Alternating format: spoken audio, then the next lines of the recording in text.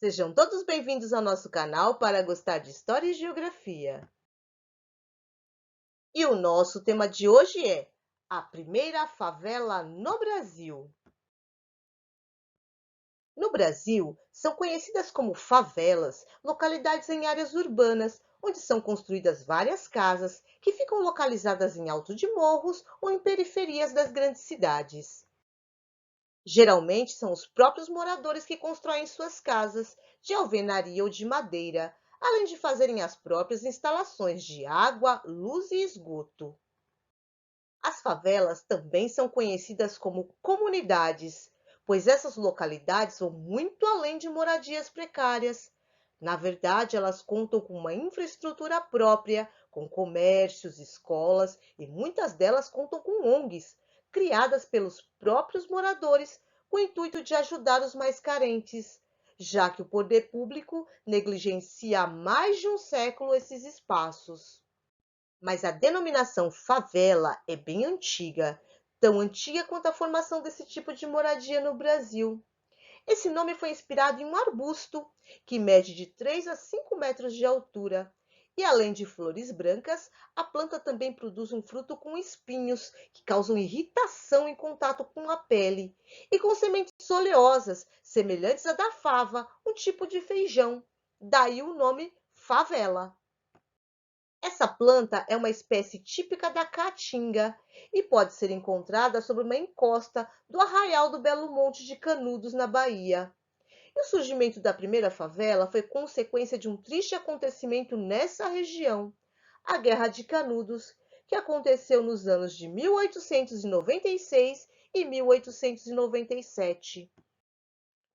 Canudos foi uma comunidade que se estabeleceu em Belo Monte em 1893, sob o comando de um líder religioso chamado Antônio Conselheiro. Os seguidores de Conselheiro aumentaram rapidamente e a comunidade começa a prosperar em um local onde a seca e a pobreza imperavam. E isso não agradou nem um pouco os grandes proprietários de terra e o governo da recém-proclamada República. Começa então uma campanha para defamar o líder religioso. A Igreja Católica acusava os seguidores de Conselheiro de heresia. E o governo e os grandes proprietários de terra usavam os meios de comunicação da época para propagar que Antônio Conselheiro era monarquista e que seu movimento pretendia derrubar a nova república, proclamada em 1889. O governo então decide invadir e dissolver a comunidade, que conseguiu resistir às primeiras investidas militares. Mas na última expedição militar, que contava com cerca de 5.000 homens, armados com metralhadoras e canhões, inclusive um canhão denominado a Matadeira, os moradores do arraial não tiveram chance. Conselheiro morreu em 22 de setembro de 1897 por problemas de saúde. 15 dias após sua morte, os moradores de Canudos acenam uma rendição. A guerra acaba com quase 25.000 moradores da comunidade mortos. Muitos dos soldados combateram a Guerra de Canudos porque o governo prometeu que, se vencessem, teriam uma casa como pagamento. Após a guerra, cerca de 20.000 soldados retornaram ao Rio de Janeiro para receber o que o governo havia prometido, mas o governo não cumpre a sua promessa. Então, os soldados foram para o Morro da Providência, rebatizado como Morro da Favela, em homenagem àquela planta que eles usavam para se abrigar durante a guerra. Mas o Morro da Providência já tinha moradores, que eram pessoas que tinham sido expulsas de suas moradias por uma obra de reestruturação na cidade do Rio de Janeiro. Naquela época, o Rio de Janeiro era a capital da República e teve um grande crescimento populacional. As pessoas mais pobres moravam em cortiços, casa onde os cômodos são alugados, cada cômodo para uma família. As condições sanitárias na cidade não eram as melhores, por isso muitas doenças se disseminavam, como a febre amarela, a peste bubônica e a varíola. O então prefeito da cidade, Cândido Barata Ribeiro, começou a perseguição aos cortiços e, em 1893, ordenou a demolição do maior cortiço da época, o Cabeça de Porco, que era chamado assim por ter em sua entrada marcada com uma cabeça de porco. Era uma sátira dos moradores, já que naquela época era comum que grandes propriedades tivessem em suas entradas arcos com uma cabeça de leão de gesso. A derrubada do cortiço deixou desalojadas cerca de 2.000 pessoas e um grupo de ex-moradores conseguiu permissão para construir suas casas no Morro da Providência. Anos mais tarde, uma reforma urbanística no Rio de Janeiro contribuiu para o crescimento das favelas. Conhecida como Bota Abaixo, as mudanças ocorreram em 1903, comandadas pelo então prefeito Francisco Pereira Passos. O objetivo da reforma era deixar a capital do Brasil com ares mais civilizados.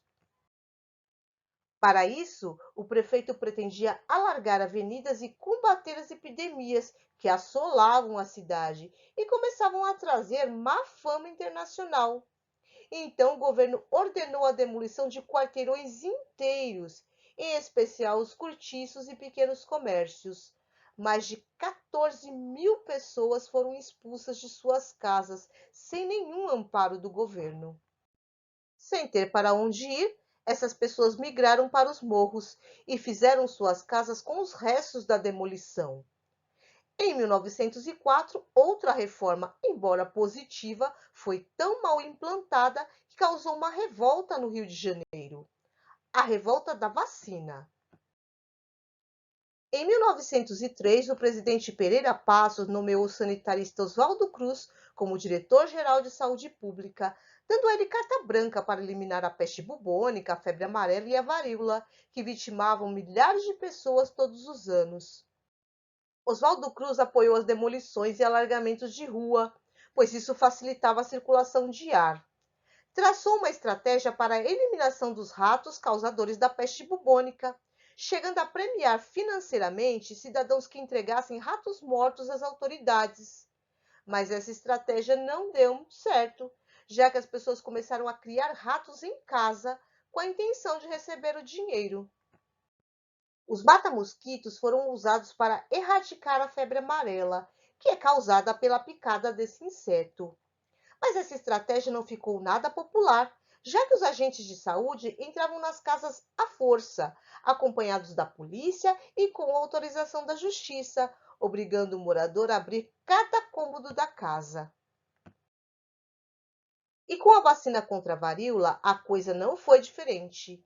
Tornada obrigatória a todos, sem campanhas de conscientização e com muitas dúvidas com relação à eficácia do medicamento, a população, já cansada do autoritarismo do governo, durante uma semana, em novembro de 1904, vai às ruas, enfrentando a polícia e os agentes de saúde. O resultado dos confrontos foram 31 mortos, 110 feridos, quase 1.000 presos e quase 500 pessoas degradadas para o Acre. A história da formação das favelas nos mostra os problemas de administração pública que vemos até hoje. A falta de planejamento urbano, de programas sociais de moradia digna, desigualdade social, autoritarismo de governos e descaso com a população mais carente.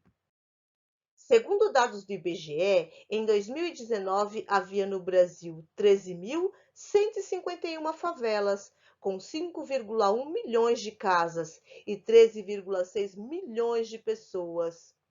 Em 35 anos, de 1985 a 2020, as favelas brasileiras cresceram o equivalente a 95.000 campos de futebol. Economicamente, segundo dados da pesquisa Economia das Favelas, Renda e Consumo nas Favelas Brasileiras, os moradores das favelas movimentam 119,8 bilhões de reais por ano. Apostando no empreendedorismo, os moradores das favelas acreditam mais nos próprios esforços que em ações do poder público. E quem pode condená-los por esse pensamento? Afinal, são séculos de descaso, né? Bem, nosso vídeo fica por aqui, mas nossas reflexões estão só começando. E se você gostou desse vídeo, se inscreva no nosso canal e deixe um like para fortalecer nosso trabalho. E nós nos vemos numa próxima. Um grande beijo e até lá!